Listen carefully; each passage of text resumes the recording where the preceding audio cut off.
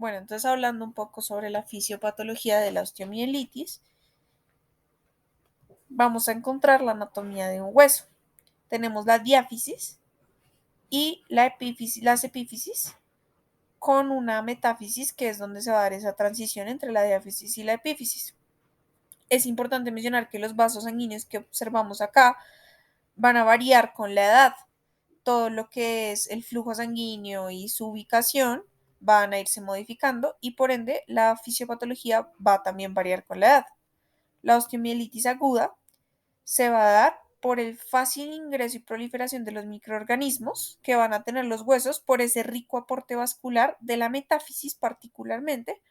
Esto asociado a una mala circulación, a poros en el endoctelio, a la afinidad de las bacterias al cartílago y pues a una bacteriemia transitoria que puede deberse a múltiples causas, entre ellas fracturas abiertas, heridas punzantes, mordeduras de animales, infecciones contiguas o infecciones dentarias o mastoiditis que van a generar el espacio propicio para esto.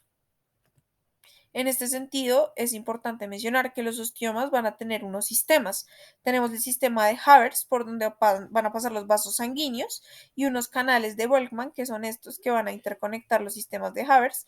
También van a pasar vasos sanguíneos. Todo esto va a permitir un adecuado aporte nutricional a todo el hueso. Eh, los vasos metafisiarios como tal van a formar bucles a nivel de la fisis y se van a vaciar en unos sinusoides venosos, por lo que se cree que el flujo sanguíneo lento en el plejo sinusoidal va a proporcionar un entorno favorable para que las bacterias se depositen y formen un nido de infección. Esto lo podemos observar en esta imagen de acá, en la parte A. Estos son los sinusoides venosos y digamos que ese acúmulo allí va a producirse por toda esa éstasis vascular que vamos a encontrar en los sinusoides venosos. Entonces, también se cree que un trauma resultando en esa área, en un hematoma metafísico o en un émbolo pequeño, puede predisponer a un niño sano a adquirir esa osteomielitis hematógena aguda. Cuando llega la bacteria al lugar, va a encontrarse una replicación y una inflamación. En esta inflamación va a darse un exudado y una agregación de polimorfonucleares, va a dificultarse la fagocitosis y va a dificultarse la penetración de los antibióticos. A nivel, digamos que clínico, vamos a encontrar dolor y sensibilidad local. Allí además, se va a dar ese nido infeccioso y por ende vamos a encontrar una activación osteoclástica y formación de exudado inflamatorio, como ya lo mencionaba anteriormente. Entonces, posteriormente tenemos un periodo que se llama el periodo de supuración, que es pus formado entre 48 y 72 horas después de esa colonización y producción de exudado. Esto va a empezar a empujarse hacia la superficie por medio de los canalículos de Volkmann y el sistema de Havertz que ya mencioné. Esto debido a un aumento en la presión intraósea por ese exudado que ya mencioné. Entonces, posteriormente vamos a encontrar una fase de necrosis, que es cuando todo este pus va a salir y va a levantar el periósteo por ese aumento progresivo de la presión intraósea y esto se va a llamar secuestrum, que es una porción de hueso, un segmento de hueso sin irrigación rodeada de pus, es decir, una necrosis avascular de la epífisis. Luego tenemos la neoformación ósea que se da 10 a 14 días después. Va a darse una regeneración del periósteo por medio de células madre mesenquimales. Esto se denomina involucrum, que es cuando se rodea el sequestrum por este nuevo tejido del periósteo y se forma el involucro. La resolución se da si el proceso es interrumpido por el inicio de antibioterapia o por drenaje quirúrgico. Entonces, es importante mencionar lo que ya les decía, que dependiendo de la edad va a cambiar la fisiopatología. En los neonatos, que sería en la imagen B, existen vasos que son transfisiales, es decir, vasos que conectan la metáfisis con la epífisis, por lo que la infección va a llegar fácilmente a la epífisis y por ende va a llegar al espacio articular con esta flecha que vemos aquí de forma rápida. Entonces, en todo neonato con artritis séptica debemos asumir que tiene osteomielitis contigua por esta fisiopatología.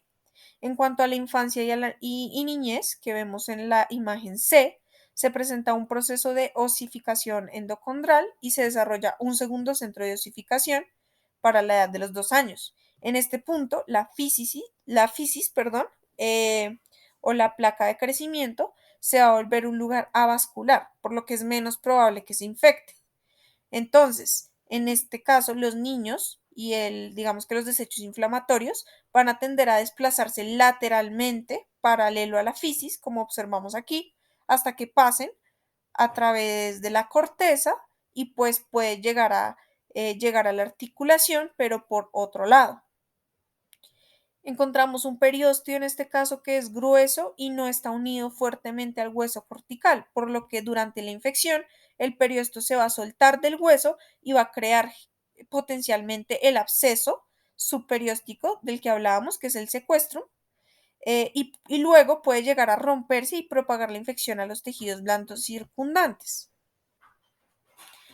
Cuando hablamos de algunas articulaciones especiales, como sería la de cadera y la del hombro, sabemos que la unión de la cápsula articular está en la metafisis, es decir, no está en la epífisis, por lo que si la infección pasa por la metáfisis, el paciente desarrollará una articulación séptica.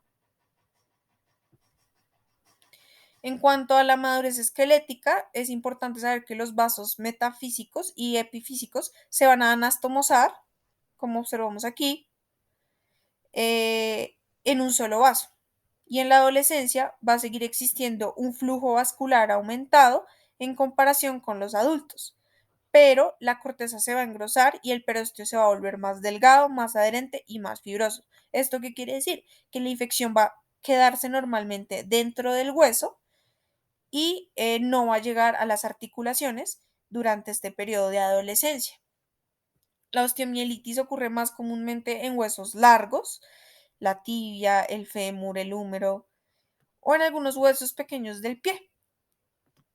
Finalmente, aunque las osteomielitis pediátricas pueden ser muy graves, requieren un tratamiento a largo plazo, generalmente van a responder bien a este tratamiento y los resultados tienden a ser favorables con una recuperación completa en la mayoría de los pacientes.